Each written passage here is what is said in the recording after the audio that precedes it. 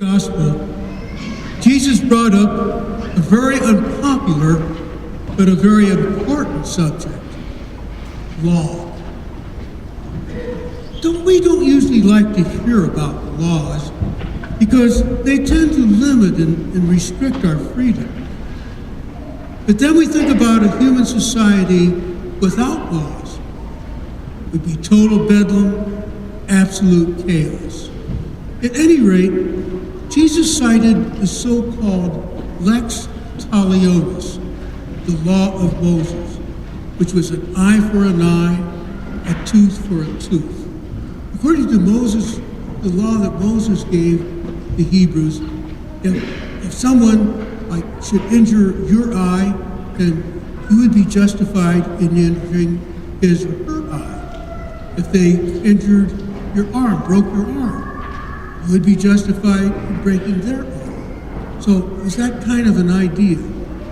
But a sort of punishment would fit the crime. This law at least put some restrictions on revenge. It was not unlimited. In other words, if someone broke your arm, you couldn't kill them. So there was some limitation. But Jesus went a whole step further. He said, no revenge at all. He cited another Old Testament law which said, love your neighbor as yourself. This was very fundamental. It formed a basis for ethical systems which would serve us across the centuries and around the globe. Only weakness was that it was easy to find a loophole in that law and set the law aside. Because we could ask, you love your neighbor, well, just who is my neighbor? Is it people that we like and that like us? Sure, it's easy to love them. So Jesus took this law and made a major step forward also. He substituted neighbor and put enemy. You must love your enemy as yourself. That's a lot harder, isn't it? In fact, we could no longer find a loophole for that one.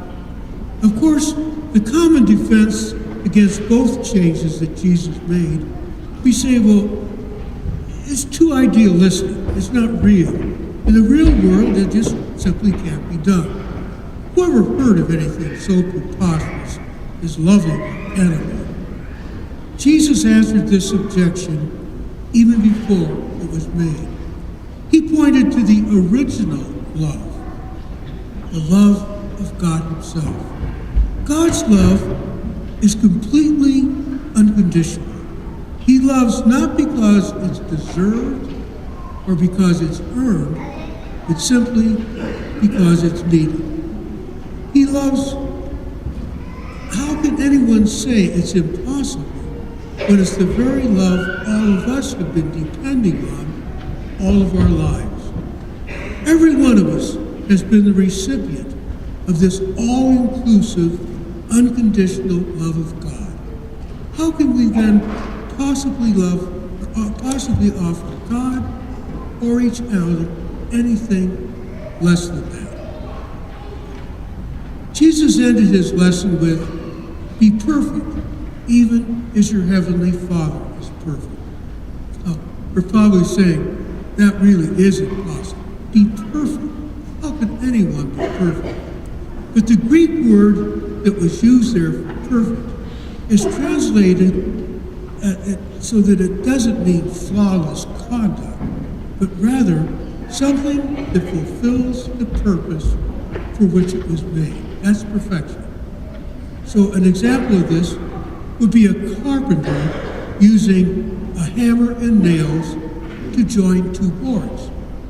In the sense that Jesus was using the word, the hammer and the nails would be perfect because they were fulfilling the purpose for which they were made. By the same token, you and I can be perfect if we fulfill the purpose for which we were made.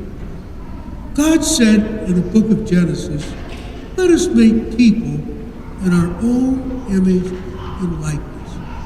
You and I were made in the likeness of God.